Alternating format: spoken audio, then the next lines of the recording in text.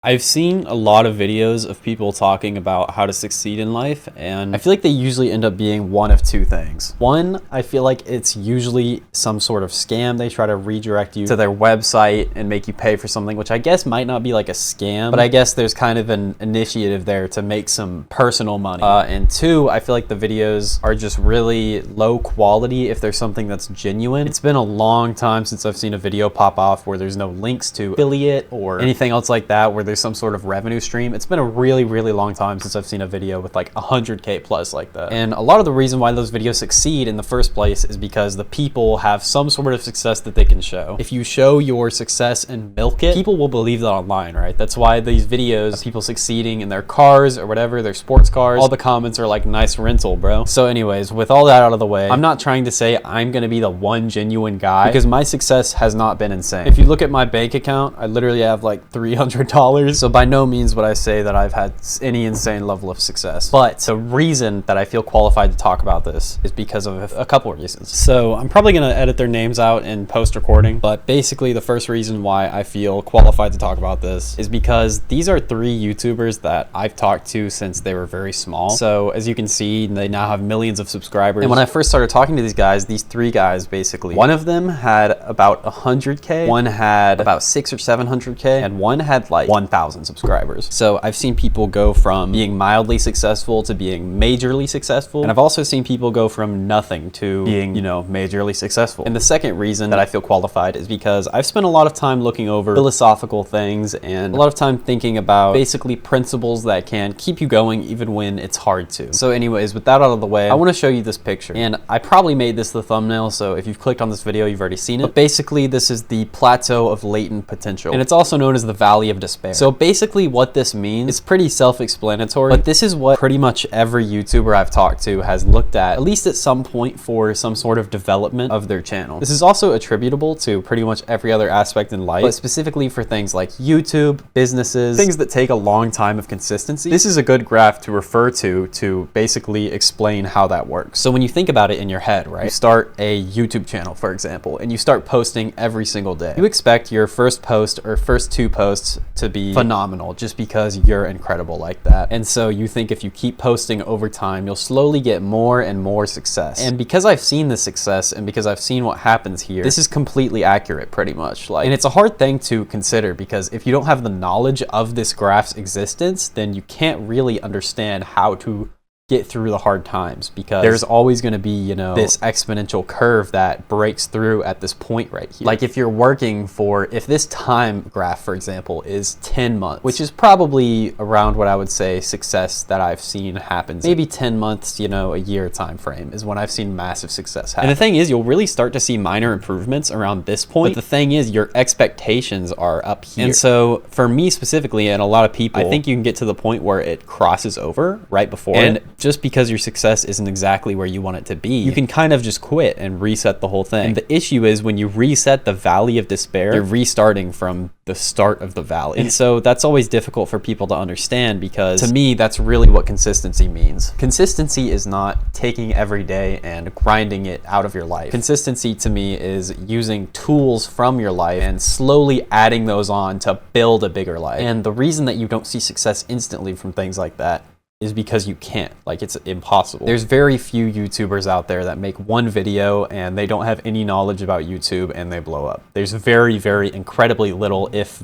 you're someone in that situation, the only reason you would really get to that situation is if you had like 10 YouTuber friends or something. Like, it's really gonna be pretty impossible to start from nothing and expect to be something. And even if you don't have incredibly high expectations, like I've kind of been narrating this video with the point that you're someone out there that has incredible expectations and then you get disappointed. So then you can refer to the graph. But even if you're not someone that has incredible expectations for your life and you're just trying it out and you just really want to do this, you really want to grind, you really want to sit down, that's really good, and it's really good to have that mindset. But applying the mindset of learning something and putting it towards something is really difficult, because to do that, you already have to be past the point of any sort of like addictions or anything that you're looking into, right? Like, you know, if you're scrolling YouTube shorts all day, every day, there's just no shot you're gonna be a YouTuber. If you're watching motivational videos on Instagram Reels all day, every day, yes, that's good for your mentality. If you really need that, you can do that for like an hour a day or 30 minutes a day. But if you spend all day, every day looking at these motivational videos, you're only building a mindset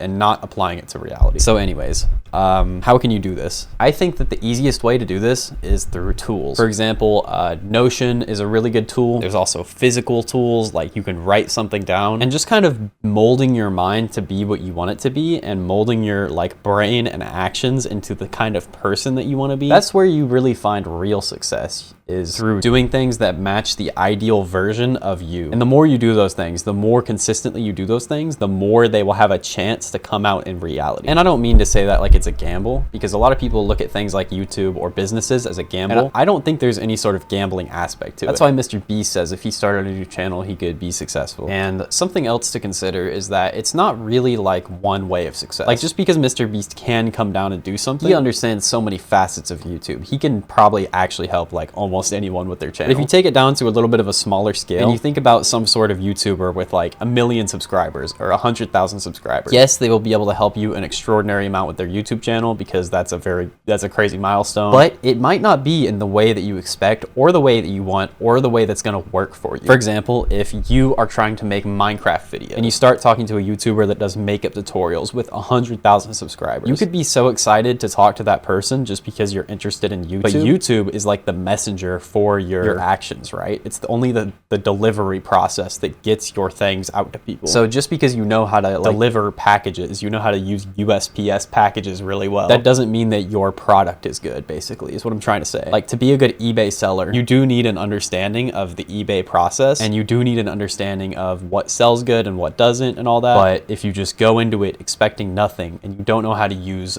mail, you don't know how to do anything, and you buy like 1,000 cheap iPhones, like, that's not really the path to success. You're really just looking for a quick success. And quick and success don't really go in the same sentence. If you are to be a quick success, that's usually through familial means, getting money from your parents or something, or just kind of mooching off of someone else, which is also doable. Like, if you're trying to scam people and make a lot of money, if your only goal is to make a lot of money, that's very possible. But if you're trying to ethically make a lot of money, it's a lot more difficult than it can appear. And me personally, I always try to make the most ethical amount of money, because I don't enjoy getting just money for money. Because if I got that money, you know, and I kept going through it, how would I feel later? Something I want to introduce is the hedonic treadmill. Now, basically what this is saying is all of these orange curves is your living experience, your emotions that are live happening in front of you. So these are all, the peak of these are all positive or good occurrences, and the bottom of these is all negative or bad occurrences. And so you will always reset to this level. There's other ways that you can draw this, there's other ways that you can visualize this, but basically what this is saying is this is your entire life. So if, you know, at this point in your life, at the absolute peak of your life, you've done every single thing that you want to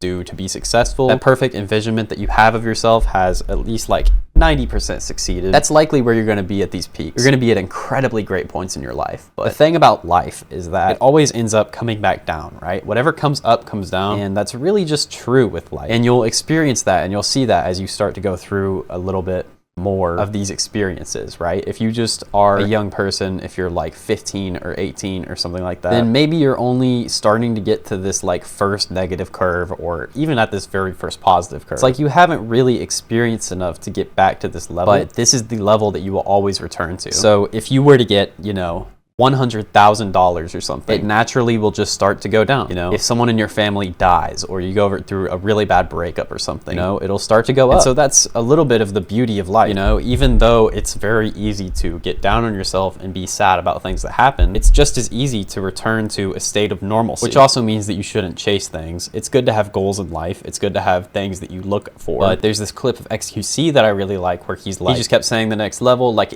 at 20,000 average viewers, he thought he would be happy. And then he got there and he wasn't happy, and he thought 50,000 or 100,000 or anything like that, he thought he would be happy. And what he realized is after he kept going up on those steps, there was never a point where he was like completely happy. He just kept wanting more and more. And that's why it's so important to emotionally regulate yourself, because if you think about the most successful life that you could possibly have, if you think about the most successful like reality that you would be in, you probably are thinking you'd be very happy in that. The reason that you're being happy in that is because you're comparing it to where you're at right now. Comparison is the thief of joy, and that doesn't just mean with other people. Like, obviously it's bad to compare yourself to Mr. Beast. You're not Mr. Beast. But what people don't talk about as much is it's bad to compare yourself to your fake level of success or your goal, your optimal level of success in your brain, because you're not there, and it's going to take a long time to get there. And if you think about that too much, if you think about that, how far off you are, all that's going to do is drag you down. So I'm not saying the goal is to not think. I'm not saying to go into this with no thoughts. I'm just saying it's good to take a little bit of time out of your day when you're feeling good, just when the ball's rolling, you know, you're doing a few things, and then go ahead and do what you want to do, you know, do what you need to do, I should say, because you all know what it is. If you're a person out there, you know what you want to do, and if you don't, you just need to live a little bit more. But most people have an idea of what they really want to do. And so if that's something that is truly something you want to do, just keep reaching for it and keep going for that every day. You know, sometimes you have like these big goals, not something that give you like education or money, like these big goals that you think are gonna make you happy. Like, oh, once this happens, I'll be happy. Once that happens, I'll be happy. Once that, I'll be happy. That is really unhealthy, to think that you're gonna be happy once you get there. Once you get there, I realized that these happiness milestones actually don't work. They just don't. Okay, it is very rare that you'll think whatever you think happens on the other side of that wall you're going. It's just not. It took me a couple walls to go over to realize that though. I feel like I thought it was a glitch. Like I thought it was like a bug. Back in the days, I was like, oh man, I'll be really happy once I'm in the watch league. I'll be really happy when I get like 10K subs. I'll be really happy when I get this. I'll be happy when I get that. And I got past those and I was like,